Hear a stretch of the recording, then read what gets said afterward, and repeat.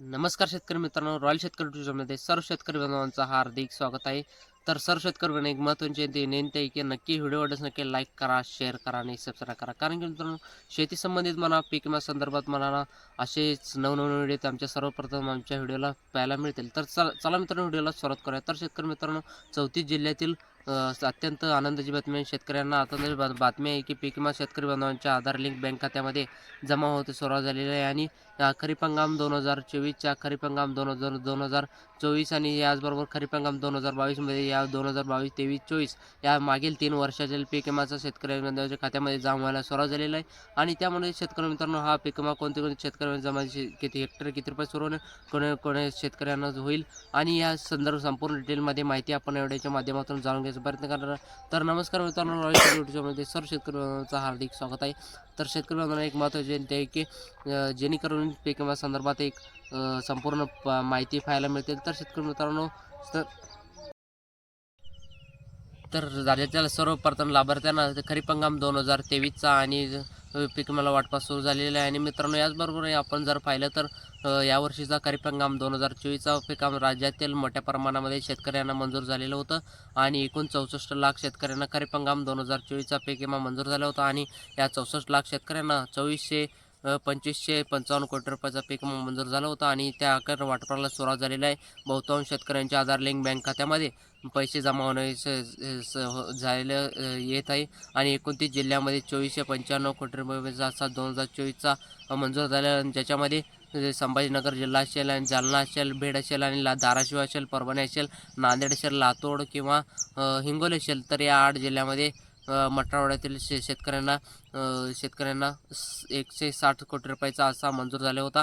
आणि या सर्व शेतकऱ्यांना हे वाटपाच्या प्रक्रियासुद्धा सुरू झालेलं आहे. तर याचबरोबर मित्रांनो, विदर्भाच्या बुलढाणा जिल्हा असेल, अमरावती असेल आणि अकोला असेल, वाशिम असेल, यवतमाळ असेल आणि वर्धा असेल, नांदेड असेल आणि नागपूर असेल, भंडारा असेल किंवा गडचिरोली, चंद्रपूर, गोंदिया या सर्व विदर्भ पूर्व महाराष्ट्राचे खरीप हंगाम 2024चा पीक विमा या वर्षीचा पीक विमा वाटपास असेल तर विमा कंपनीच्या माध्यमातून सुरू करण्यात आलेलं आहे. तर याचबरोबर पश्चिम महाराष्ट्र, पुणे असेल किंवा सोलापूर असेल, सांगली असेल, कोल्हापूर असेल, सातारा असेल, नाशिक असेल, धुळे, नंदुरबार आणि याचबरोबर जिल्ह्यामध्ये पीक विम्याचा जे काही मंजूर होता, जे काही वाटपाची प्रक्रिया सुरू झालेली आहे. आणि याचबरोबर कोकण विभागातील ठाणे, रत्नागिरी, सिंधुदुर्ग आणि याच खरीप हंगाम 2024चा असा पीक विमा वाटपाला सुरुवात झालेला आहे. आणि या सर्व 64 लाख शेतकऱ्यांना एकंदरीत आपण जर पाहायला गेलं तर 2500 ते 55 कोटी रुपयाचा असा खरीप हंगाम 2024चा पीक विमा असा वाटपाला सुरू झालेला आहे.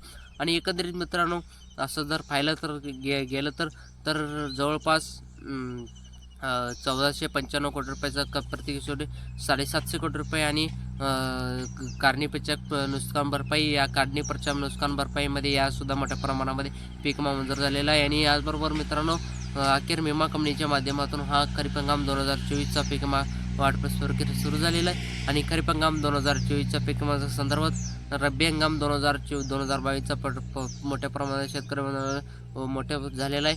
आणि खरीप हंगाम 2022चा सुद्धा ज्या शेतकऱ्यांना वाटप राहिलं होतं आणि त्या वाटपाला सर्व प्रक्रिया सुरू झालेल्या आहे. याचबरोबर दुसरा आनंदाची बातमी रब्बी 2024चा मोठ्या प्रमाणामध्ये बुलढाणा असेल, वाशिम असेल आणि यवतमाळ असेल याही जिल्ह्यामध्ये मोठ्या प्रमाणामध्ये पीक विमा जमा पाहत आहोत.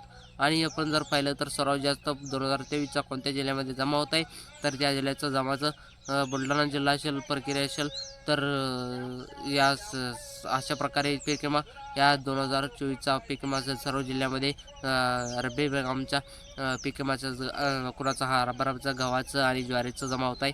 तर अशा पद्धतीचे जे पीक आहेत तर ते जर असेल तर तुमचं पीक विमा जमेल असेल तर तुमचं पीक विमा तुमच्या खात्यामध्ये जमा होत आहे आणि जमा होणार आहे.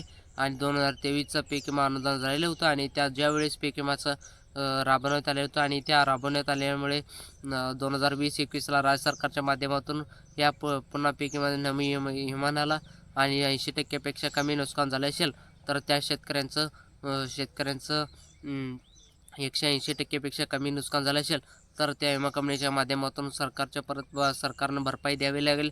आणि त्या एकंदरीत शेतकऱ्यांचं 110%पेक्षा जास्त नुकसान झाले असेल तर उर्वरित भरपाई जे काही सरकार जर असेल करावर असेल तर विमा कंपनी आणि सरकारच्या तर जवळपास बुलढाणा असेल, वाशिम असेल आणि किंवा मोठ्या प्रमाणामध्ये शेतकऱ्यांचा असा हा काही 2023मध्ये बुलढाणा असेल आणि किंवा इतर जिल्ह्यामध्ये रब्बी पिकांचा 2023चा असा वाटपा प्रमाणात सुरुवात झालेला आहे.